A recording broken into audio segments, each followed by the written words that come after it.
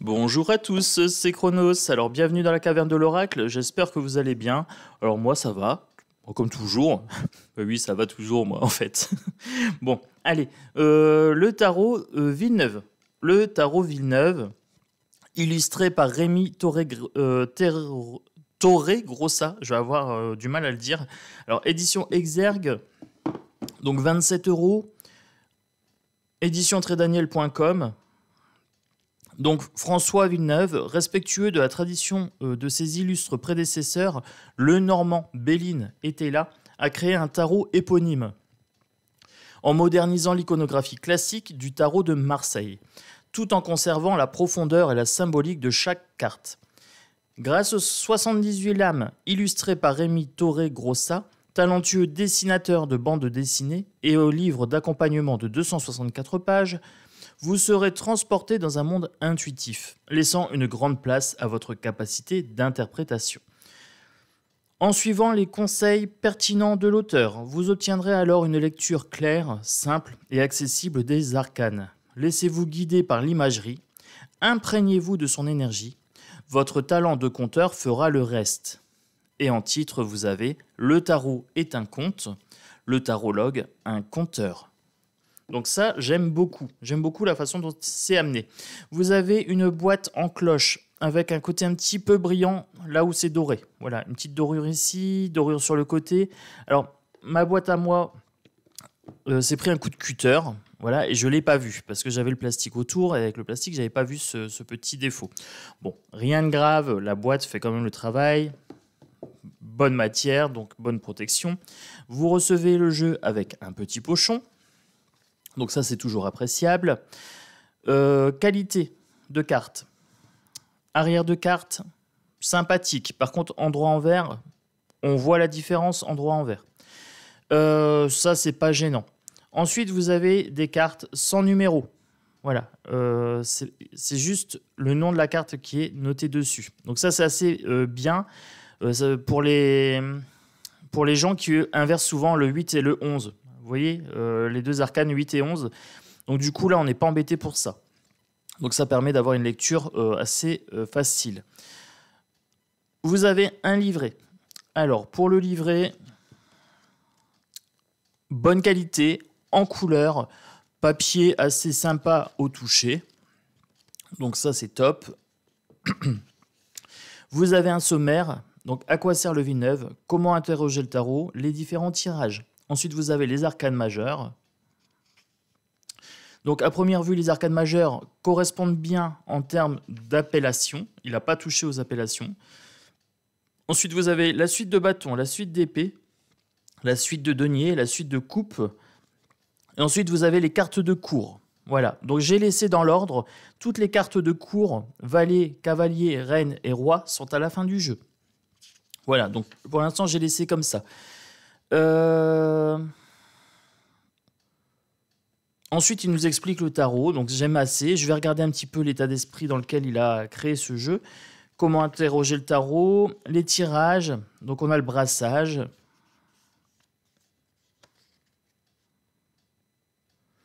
Il est assez libéraliste sur la pratique du tarot. Voilà, donc là, il n'y a pas de problème. Il donne des petits conseils pour débuter. Tirage du jour, donc à une carte. Tirage en oui ou non.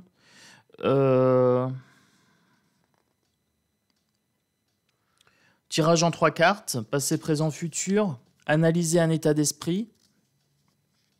Donc la personnalité de la personne, ce que la personne pense de vous et la façon d'appréhender la personne. Oh, c'est sympa. Ouais, j'aime bien. Je valide. Tirage en croix. Alors, tirage en croix, bon, moi j'appelle ça le tirage bonhomme. Voilà, donc lui, il parle de situation présente, de situation future. Moi, je parle plutôt de ce qui va pour, contre, ou ce qu'on a en tête. Bon, après, chacun fait à sa sauce. Hein. Le tirage en 7 cartes. Vous avez le tirage de la roue avec 12 cartes. Bon, ça, ok. Hop. Et ensuite, les arcanes mineures. Alors, donc là... non, arcane majeure, désolé. Alors, les arcanes majeures, le battleur, je ne perds jamais, soit je gagne, soit j'apprends. Nelson Mandela. Alors, vous avez une explication de la carte. Ensuite, vous avez la signification. Et après, vous avez la signification dans un tirage. Voilà. Et après, vous avez un battleur célèbre. Donc, souvent, il met en avant une personne ou deux, pour montrer un petit peu la carte. Et donc là, par exemple, alignement, on a la carte neutre pour le battleur, avec les mots-clés changement, instabilité, démarrage, nouveauté, apprentissage. Donc ça, c'est assez sympa. Je vous lirai pour une carte la signification de carte. Voilà, comme ça, vous verrez un petit peu comment c'est abordé. On va tout de suite passer à la présentation de jeu. C'est quand même ce qui nous intéresse principalement sur ce tarot. Les images sont vraiment très jolies, très colorées. Alors là, j'ai fait en sorte de ne pas avoir les reflets de fenêtres, mais c'est légèrement pelliculé. Voilà. Donc là, vous voyez, on voit un petit peu les reflets. Donc je vais essayer de vous montrer la carte au plus proche pour que vous ayez les détails. Il y a énormément de détails. C'est très très bien fait. Donc là, vous avez le battleur, vous avez la papesse. Voilà. J'essaie de faire en sorte que vous ayez bien les détails. Donc c'est tout simplement un jeu magnifique. Vous voyez l'empereur en mode pacha, en mode tout puissant, avec le chien, avec les, je sais pas comment ça s'appelle, avec les longs cheveux là. Je vais l'appeler Dave. Voilà, le chien aux longs cheveux. Le pape. Alors ce que j'aime beaucoup sur ce jeu, on a beaucoup d'expressions faciales. On peut interpréter la personnalité de ce personnage comme bienveillante, comme quelqu'un d'érudit, quelqu'un de concentré, de centré. Donc là, on a vraiment quelque chose d'assez sympa quand on va regarder dans les détails. Le chariot avec les deux tigres, vous voyez, très très beau. J'aime beaucoup. Alors c'est un jeu que je conseillerais pour les débutants, puisqu'il respecte parfaitement bien le Rider-Waite. Là, vous avez la justice, les yeux bandés, vous avez la balance, vous avez l'épée. Donc vous avez bien tous les symboles qui sont repris. La carte de l'ermite. Alors, la carte de l'ermite, j'y suis toujours attentif parce que c'est la carte à laquelle je m'identifie le plus. Voilà. Donc cette carte de l'ermite avec une introspection dans sa caverne intérieure, dans sa conscience, dans son inconscient également. J'aime beaucoup. Voilà, j'aime beaucoup cet aspect de lumière, mais vraiment une lumière qui a du mal à éclairer vraiment toute cette obscurité, puisque l'introspection demande énormément de travail. D'ailleurs, en parlant de ça, j'ai commencé à lire des livres sur l'alchimie. Donc, je vous dirai ce que ça donne si jamais j'accroche avec le sujet de l'alchimie. La roue de fortune, avec les 12 signes du zodiaque. La force. Alors, j'aime beaucoup comment ça a été amené, cette notion de force. C'est pas une force extérieure, comme souvent sur les cartes, c'est symbolisé comme ça. Là, c'est plutôt une force intérieure. Voilà, c'est une notion de courage, une notion de valeur qui imprègne la personne. Soit on éprouve cette force en soi, soit on ne l'éprouve pas. Soit on éprouve ce courage, soit on ne l'éprouve pas. Et là, c'est vraiment quelqu'un qui a réussi à faire ressortir sa force intérieure. Avec cette histoire de reflet, j'aime beaucoup. Voilà. Comment c'est amené. Le pendu. Donc là, nous avons une femme qui est attachée et sanglée au niveau des mains et du dos et bâillonnée. Voilà. C'est assez inconfortable, j'avoue. Alors là, je ne retrouve pas ma notion, par contre, d'être pendu par un pied avec le triangle qui fait la jambe. Hein. Donc là, on a une notion d'inconfort qui est rajoutée sur cette carte. La carte de la mort. Alors ici, j'aime beaucoup celle-ci. Le décor est assez sympa et on voit une personne derrière. Alors j'ai regardé vite fait les cartes. Et la personne derrière, on la retrouvera ensuite dans une prochaine carte. La tempérance. Alors on a de la nudité sur ce jeu, mais c'est pas vulgaire. Voilà, c'est joli. Donc du coup, je valide. Voilà, je valide cette carte, il n'y a pas de problème. La carte du diable. J'adore cette carte. C'est pour cette carte-là que j'ai acheté ce jeu. Alors, on se croirait dans Game of Thrones avec les 100 visages, hein, le dieu de la mort. Alors, je ne sais plus comment elle s'appelait, la secte des assassins, mais c'est ça, hein, c'est quelqu'un qui peut prendre différents visages pour vous séduire. Quelqu'un qui est dans le faux, qui se trompe, qui est un peu dans le déni, dans les addictions aussi. J'aime beaucoup cette carte. Voilà, elle est très très belle. La Maison Dieu. Alors la Maison Dieu, bon, rien de spécial à en dire. Voilà, ça me parle pas plus que ça. S'il y a un œil, là, il y a un œil comme si c'était un œil divin qui foudroyait en fait la tour. Donc ça peut être sympa pour les gens qui sont assez branchés ésotérisme. Voilà, c'est un petit clin d'œil à certaines personnes qui se reconnaîtront. L'étoile. Très très jolie, j'aime bien. Avec cette petite hermine là, cette petite belette, je sais pas ce que c'est. Très très sympa.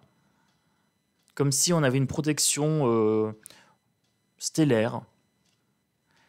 La carte de la Lune avec ce pendentif qui fait penser un petit peu à un attrape-rêve. C'est très très beau, j'aime beaucoup. Alors j'ai regardé ce jeu mais je l'ai regardé très très vite. Voilà, donc je découvre avec vous les détails. La carte du soleil, là on a une sorte de dieu Apollon. Et regardez ses yeux bleus. On a l'impression qu'il nous transperce carrément. On a une personne lumineuse. Vraiment quelque chose de très doux, qui éclaire. Voilà, une sorte de lumière intérieure qui passe par le regard. Les yeux sont les fenêtres de l'âme. Hein. Donc voilà, ça me parle énormément cette carte. La carte du jugement. Alors, carte du jugement, je regarde un petit peu les détails. Bon, rien de spécial à en dire. Voilà, sur celle-ci, la carte du jugement, je n'ai rien de spécial à en dire. La carte du monde. Là, on a 2 personnages. D'habitude, c'est plutôt une carte avec un personnage, genre Atlas. Là, les 2 personnages sont en force, en train de soutenir le ciel. On a une sorte de connexion à la Terre. Et c'est comme si c'était un arbre de vie, mais interprété par 2 personnages. Ancrés dans la terre et en connexion avec le ciel et avec le divin. On a une notion alchimique sur ce jeu-là. En parlant d'alchimie, j'aurai un tarot. J'ai un tarot qui va bientôt arriver sur l'alchimie. Je vous le présenterai. Normalement, il arrive jeudi 30, donc c'est-à-dire aujourd'hui. La carte du fou. La carte du fou, j'aime bien, comme si les gens essayaient d'aller la rattraper, comme si elle sautait et qu'elle allait être rattrapée par la foule. On a quelqu'un, alors j'aime beaucoup cette carte parce qu'elle est un petit peu étrange. On a quelqu'un d'un peu insouciant, on ne sait pas ce qu'elle pense, on ne sait pas ce qu'elle va faire, mais les gens la suivent parce qu'en fait, ils la suivent dans sa folie. En fait, j'aime beaucoup cette carte. C'est une carte qui me parle assez bien. Parce que voilà, on me pense souvent fou, on me perçoit comme quelqu'un d'un peu fou dans mes réactions parce que j'ose beaucoup de choses. Et au final, les gens me suivent quand même parce qu'ils se rendent compte que je ne suis pas si barjot que ça. Donc cette carte-là me parle bien, j'avoue. L'As de bâton avec la carte du Phénix, j'aime bien. Voilà. Ça, il y a quand même un côté un petit peu science-fiction, heroic fantasy dans ce jeu. La carte du bâton, alors la carte du bâton m'a interpellé quand j'ai regardé vite fait le jeu, parce qu'en fait j'ai un côté sombre et un côté clair, et j'ai bien une carte du choix. Et là c'est vraiment très très intéressant, cette façon d'amener le 2 de bâton, parce que c'est vraiment la vision que j'ai du monde. En fait, je vois toujours le monde en termes de potentiel, de potentialité, et du coup, je sais qu'il y a un chemin qui mène vers l'ombre et un chemin qui mène vers la lumière, et un chemin qui mène vers la richesse intérieure et un chemin qui ramène vers une pauvreté d'esprit. Et là, cette carte-là, franchement, m'a transporté. Ce jeu me transporte dans son univers, et je pense qu'il y a moyen de faire des très très beaux tirages avec. Le 3 de bâton, on regarde un petit peu à l'horizon en général. Là, on a quelqu'un qui joue sa gamme, qui joue sa partition. Et on a un orchestre, elle joue du violon ici. Voilà, donc on a bien un travail collectif qui est sur cette carte-là. 4 de bâton, le foyer, alors c'est très très joliment amené avec les enfants, etc. Et la demeure derrière, donc on a bien la notion de foyer. Donc là, on est parfait. Le 5 de bâton, le conflit, défendre sa position. On est en plein dedans. Alors là, ça me fait penser aux marcheurs de Game of Thrones, toujours le marcheur blanc, hein, les zombies. Donc ça me fait vachement penser à ça. 6 de bâton, là on a un côté un petit peu Ali Baba, roi des voleurs, avec cette prise de hauteur suite au danger. Suite au danger du 5 de bâton, on a réussi à tirer son épingle du jeu. On a la victoire. Avec le 6 de bâton, normalement, c'est les lauriers la victoire. Et là, on a cette prise de distance qui nous permet de voir le monde de plus haut. Voilà. Mais suite à cette victoire, on a le 7 de bâton. Et là, on a une notion de danger et d'attaque encore. Voilà. Peut-être des jalousies, des représailles. Avec le 8 de bâton, on a un mouvement qui se veut rapide. Et on a une envie de légèreté avec ces ballons. Donc là, très très clairement, on a la notion de légèreté qu'on n'a pas forcément dans le 8 de bâton en temps normal. Souvent, c'est souvent des bâtons qui flèchent comme ça. Et là, ces bâtons-là sont placés sur le 7 de bâton. Donc c'est assez intéressant comment il a interverti cette notion de bâton qui fuse et qu'il l'a transformé en échelle ici avec un... On parle d'innocence, hein, on parle d'enfant intérieur sur cette carte-là. La 9 de bâton, là, on est acculé, dos au mur. On a une notion de qu'est-ce que j'ai fait pour attirer autant de négativité contre moi. Voilà, donc on a cette notion-là. Ensuite, on a le 10 de bâton. Donc là, on a bien de l'esclavage, en avoir plein le dos. Là, c'est le cas de le dire. On est dans une sorte d'esclavage égyptien. Alors, je vais regarder. Oui, je dirais l'Égypte. Peut-être les Mayas. Avec les dessins ici, on a peut-être les Mayas ici. Avec cette fleur aussi. Les Mayas, les Incas. Avec l'as d'épée. Alors là, j'étais très contente de retrouver un corbeau. Voilà, vous savez pour beaucoup que les animaux avec lesquels je travaille en ce moment, ce sont les loups et les corbeaux. Les corbeaux pour les passages de l'âme, passeurs d'âme. Voilà, donc j'aime bien ce côté corbeau sur cette carte. Le 2 d'épée avec le choix non éclairé, puisqu'elle a les yeux bandés. Donc ça, on retrouve bien. Et on a l'orage au-dessus. Voilà. Un orage gronde et il y a un choix à faire. 3 d'épée. Alors 3 d'épée, peine de cœur, on s'y retrouve. Là, on a encore une fois le dragon. Alors encore une fois, Game of Thrones ou Eragon, par exemple. Quand le dragon meurt, le dragonnier souffre. Voilà. Alors là, ça me fait penser à Eragon, le livre Eragon.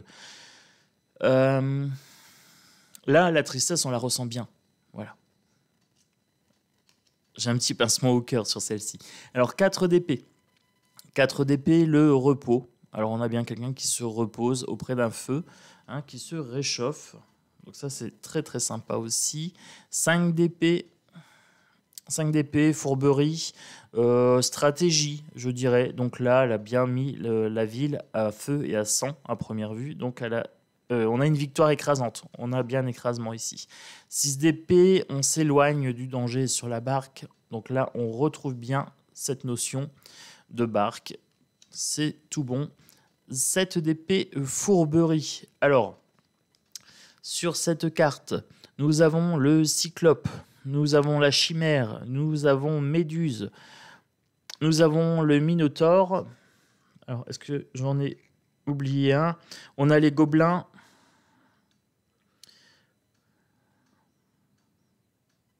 Non, je les ai tous. Donc là, on a vraiment toutes les notions mythologie grecque, des bestiaux, du bestiaire, un petit peu agressif. Hein. Donc, on est bien sur la fourberie. Surtout avec la méduse, hein, on est dedans. Le 8 d'épée, on est dans une sorte de repentance sur celle-ci. On prie, on se tourne vers le divin, vers l'invisible, pour se protéger du danger, je dirais. Il y a une sorte aussi de défendre ses valeurs, défendre les valeurs de sa foi qui ressort de cette carte. On peut s'écarter de l'interprétation classique du Rider-Waite. Là, on est clairement invité dans ce jeu à laisser parler son intuition. 9 d'épée, le cauchemar. Donc, elle est en train d'être envahie par des ronces, d'être encerclée. Donc là, on a bien une notion de cauchemar ici. Le 10 d'épée. Alors, je vous avais dit qu'il y avait la mort et c'est le même décor ici. Et on a la mort qui, tout à l'heure, était juste là devant. Donc vous voyez, on a bien cette notion de mort dans le 10 d'épée.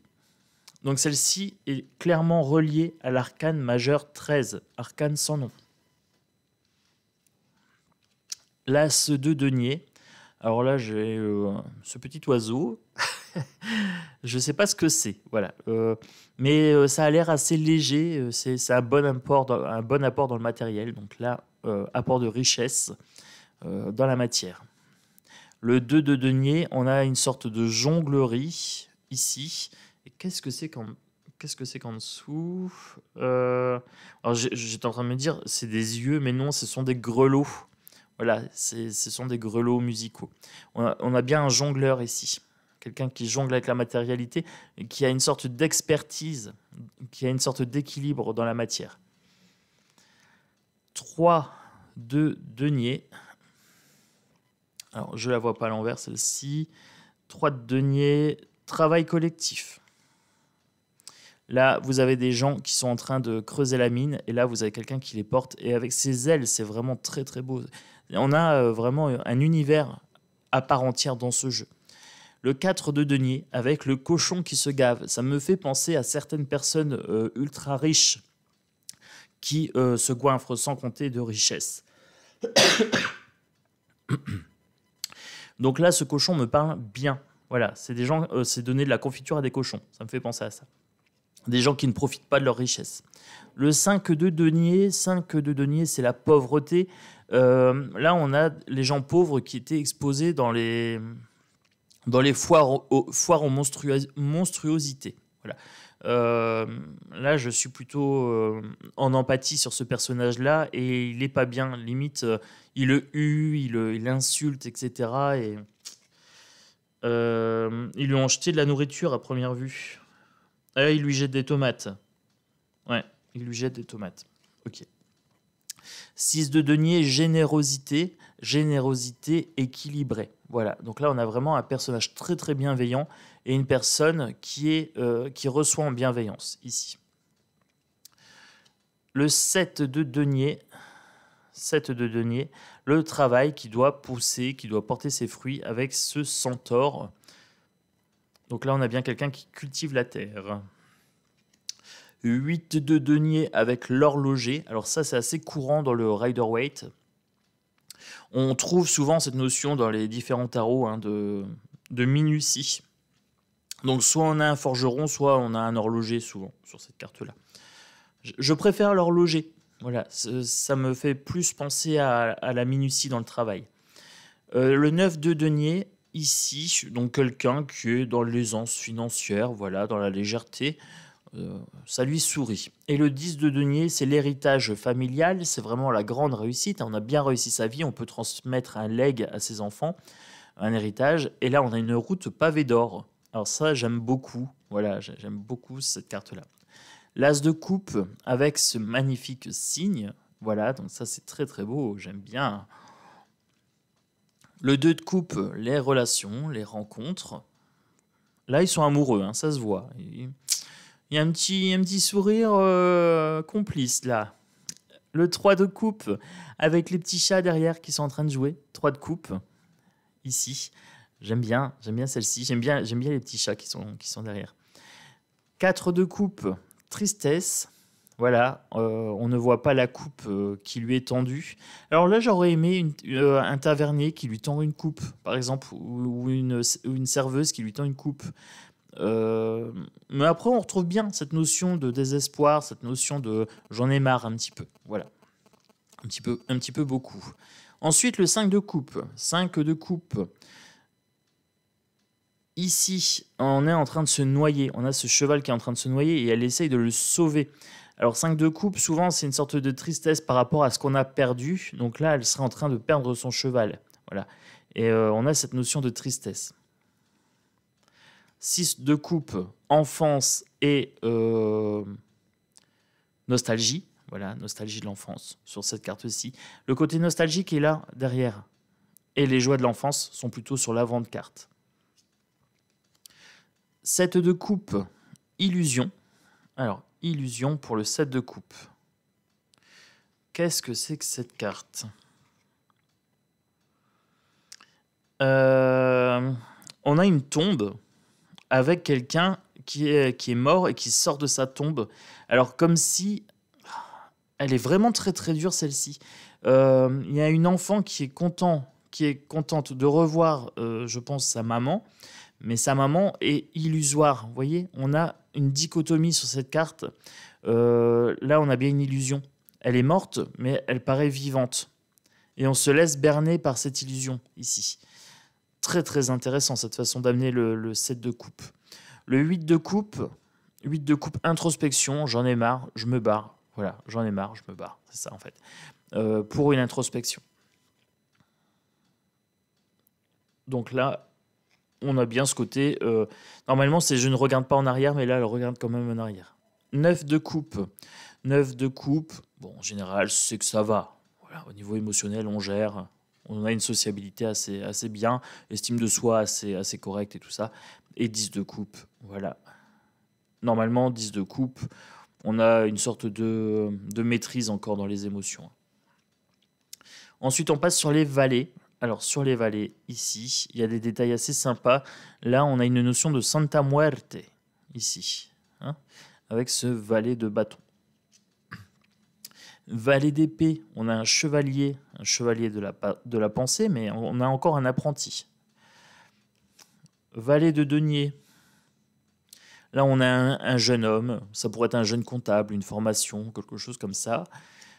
Et ensuite le valet de coupe, quelqu'un d'un petit peu rêveur, voilà, qui rêvasse, oui, je dirais ça.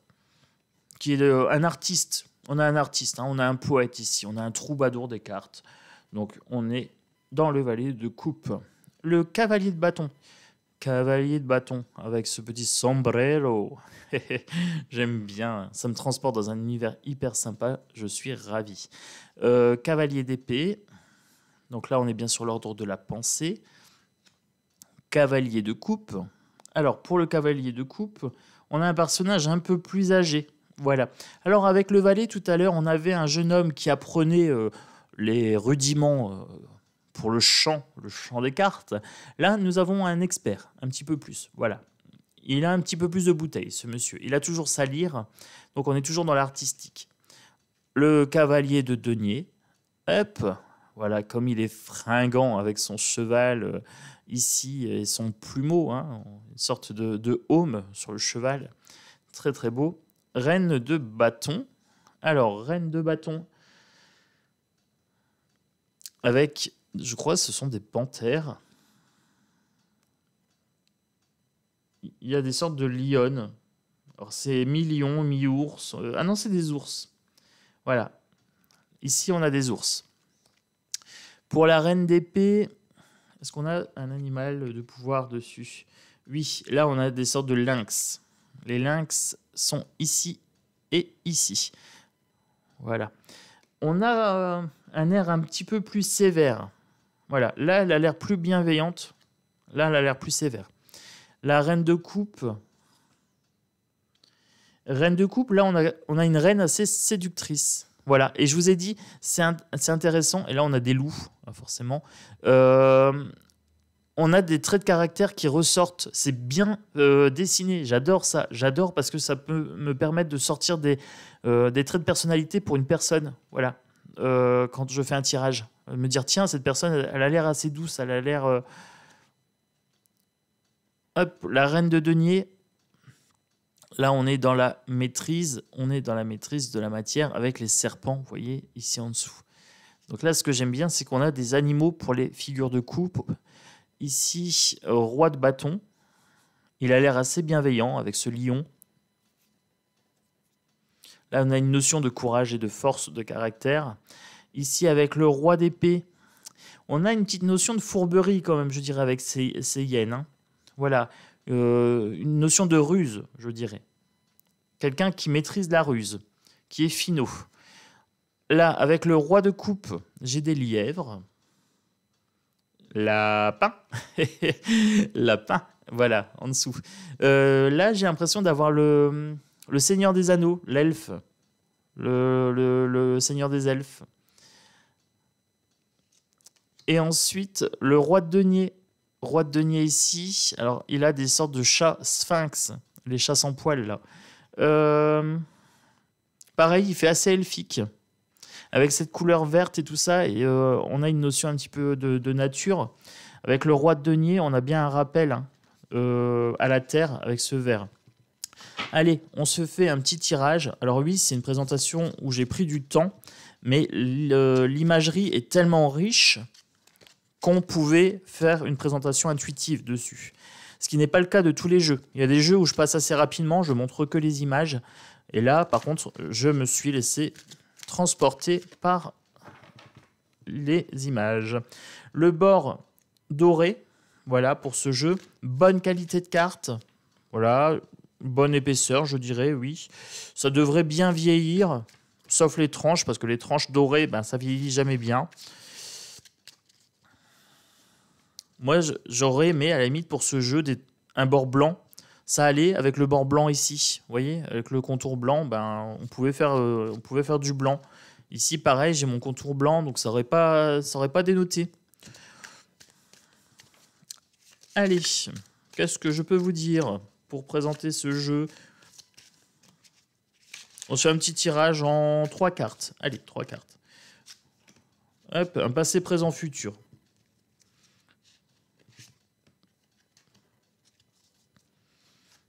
Donc là, on a le diable. Ah, je vous avais dit que j'aimais bien cette carte-là. As de coupe et 10 de denier. Allez, passé, présent, futur.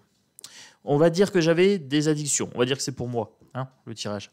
On va dire qu'il y avait des addictions, que là, je suis en train de me métamorphoser. Ça me fait penser un petit peu au vilain petit canard qui devient tout d'un coup un cygne. Et on me dit que financièrement, plus tard, ça ira bien.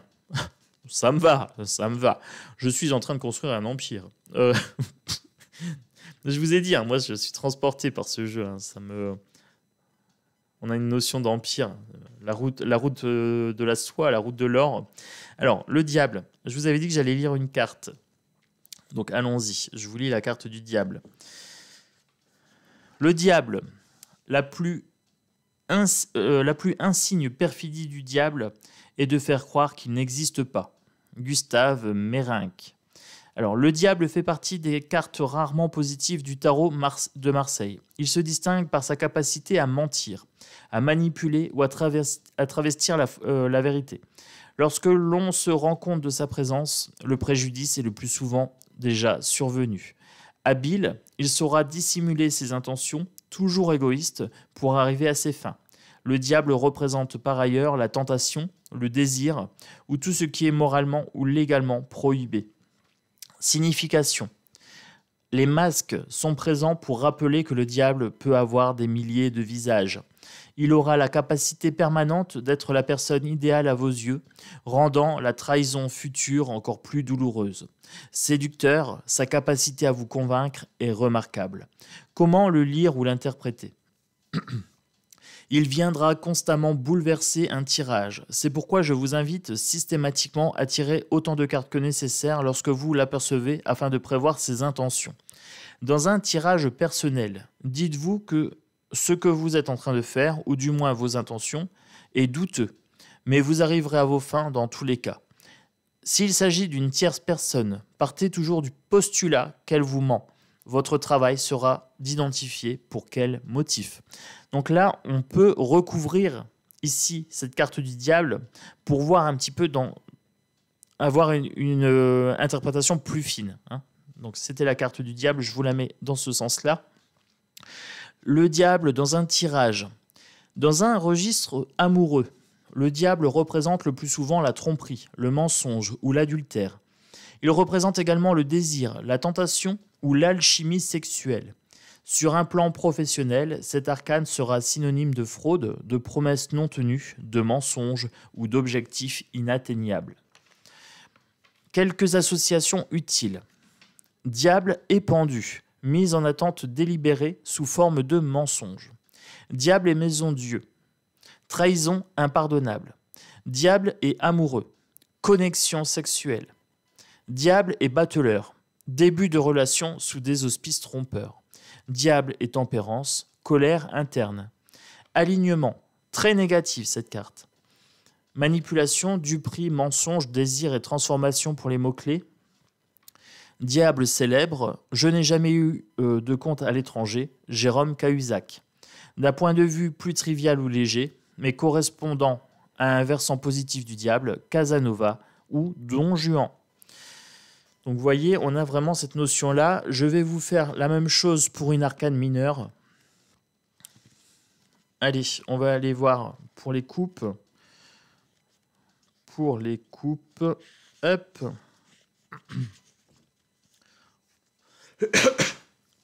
Pour l'as de coupe, naît-on 2 fois du verbe naître? Naît-on 2 fois? La réponse est oui. La première, le jour où on naît à la vie. La seconde, le jour où on naît à l'amour. Victor Hugo. Alors cette phrase de Victor Hugo résume à merveille le sens de l'as de coupe. C'est une carte de naissance et une carte d'amour. Signification. Comme tous les as, l'as de coupe vient marquer un point de départ. Il inaugure ainsi le commencement d'une relation amoureuse ou amicale. Le tout avec bienveillance et tendresse. Le cygne vient ici protéger son nid. Posé sur une coupe, on peut penser à une forme d'incarnation de faire naître la vie.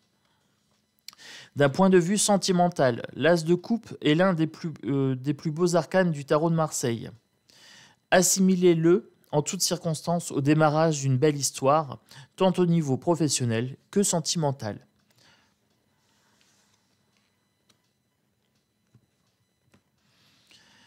L'as de coupe dans un tirage sentimental, démarrage d'une histoire amoureuse, un peu coup de foudre, un peu coup de cœur. Naissance, grossesse ou projet de vie en commun, nouvelle amoureuse inespérée. Professionnel, job de cœur, fidèle à l'adage, fais ce que tu aimes et tu n'auras jamais l'impression de travailler, vivre de sa passion, achat d'une affaire qui vous tenait à cœur. Alignement, carte positive. État d'esprit, mot-clé. Démarrage d'une grande histoire d'amour, volonté de bien faire en toutes circonstances, grande nouvelle sentimentale, naissance. As de coupe célèbre, l'abdication d'Édouard VIII, futur roi d'Angleterre, pour se marier avec une roturière américaine et divorcer Wallis Simpson. Alors là, vous voyez, par exemple, sur ce tirage-là, pour moi, j'aurais tendance à dire que ça représente mes amours. J'ai rencontré pas mal de personnes manipulatrices dans mes couples. Alors pas mal, 2. Et là, j'ai un nouvel élan, mais j'ai vraiment l'impression que là, pour le coup, c'est très très sentimental, cette carte. Et on me dit ensuite, au final, avec mon 10 de denier, que je vais plutôt me tourner vers la matérialité et vers mon bien-être personnel. Voilà, on me dit clairement, là, l'amour, oui, il y a un nouveau départ qui va mener peut-être à une cohabitation dans le même foyer. Alors, je cherche bâton, épée, denier, voilà, avec mon 10 de denier. Les pas ne conduisent pas seulement vers le but, chaque pas est un but. Alain. Je ne sais pas c'est qui Alain, mais voilà, c'est une phrase de Alain. Up. Le 10 dans les suites est toujours un aboutissement qui sous-entend néanmoins la poursuite des efforts ou la continuité de la quête. Ce n'est pas le cas pour le 10 de denier. Rappelez-vous que l'on est dans le monde terrien, matériel. La construction de la Tour Eiffel, du château de Versailles ou de Notre-Dame a été achevée il y a fort longtemps et en dépit d'entretien, il n'y a plus eu de nouvelles constructions adjacentes ou connexes à ces ouvrages, à la différence du 10 d'épée qui suggère que votre quête est éternelle ou du 10 de bâton qui vient signifier que votre projet sous-entendra des efforts permanents. Le 10 de denier, quant à lui, vient parachever de manière définitive votre travail. Donc c'est ce que je vous disais. Là, on avait plutôt un tirage assez sentimental. Là, je suis plutôt dans la matérialité pour ce 10 de denier. Donc c'est bien, j'avais bien interprété cette carte. Signification. Le 10 de denier est l'un des arcanes mineurs les plus positifs. Plus vous le simplifiez, dites-vous qu'il représente votre Graal. Alors, pour vous le simplifier, dites-vous qu'il représente votre Graal. C'est la concrétisation de tous vos rêves, vos projets, vos fantasmes. Toutefois, il aura supposé en amont un fort investissement de votre part. Ce n'est pas de la chance, c'est le fruit de vos sacrifices, de votre courage et de votre travail. Finalement, Rome ne s'est pas faite en un jour. Le 10 de denier dans un tirage, sentimental, concrétisation de vos rêves, rencontre majeure, mariage, emménagement commun, achat, naissance au prix de gros efforts. Alors c'est ce que je vous disais, si on est sur du sentimental ici, on pourrait avoir un achat en commun. Voilà, quelque chose dans ce style-là.